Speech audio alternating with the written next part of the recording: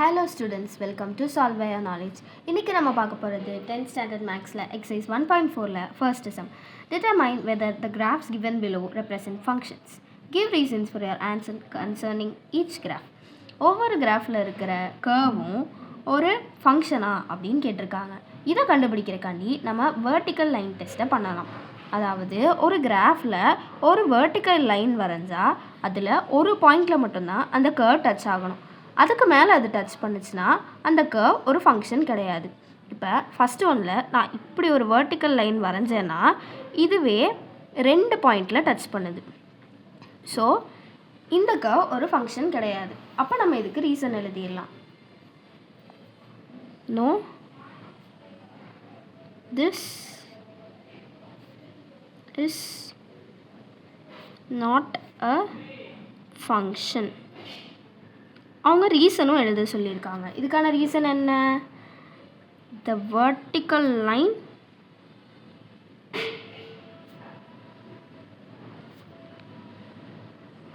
touches the graph twice. Second one, இதுதான் second one. இதில் எங்கே வெர்டிக்கல் லைன் வரைஞ்சாலும் ஒரு பாயிண்ட் மட்டும்தான் க்ராஸ் ஆகும். அப்போ எந்த வெர்டிக்கல் லைன் வரைஞ்சாலும் ஒன்று தான் க்ராஸ் ஆகுதுன்னா it is a function. So yes, this is a function. இதுக்கான ரீசன் என்ன? The vertical line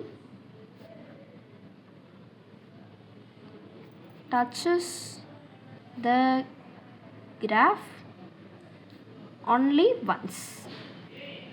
Third one, இதில் ஒரு ஸ்ட்ரெயிட் லைன் வரைஞ்சா இது மோர் தேன் ஒன்ஸ் டச் பண்ணுது. See, 1 2 3, இது வந்து ஒன்றுக்கும் மேலே. அப்போ இந்த கிராஃபும் ஒரு ஃபங்க்ஷன் கிடையாது. ஸோ சேம் ரீசன் தான். No, this is not a function. So first ஒன்க்கு எழுதுகிற மாதிரி அதே ரீசன் எழுத போகிறோம். the vertical line touches the graph. நீங்கள் வந்து த்ரைஸ்னும் எழுதலாம், இல்லை மோர் தேன் ஒன்ஸ் அப்படின்னும் எழுதலாம். ஸோ ஃபோர்த் ஒன்னில் எங்கே நம்ம வெர்டிக்கல் லைன் வரைஞ்சி பார்த்தாலும் ஜஸ்ட் 1 பாயிண்டில் மட்டும்தான் டச் ஆகுது. அப்போ இந்த கிராஃப் ஒரு function. So yes, this is a function.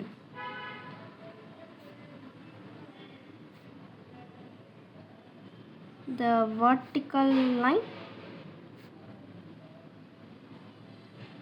touches the graph only once.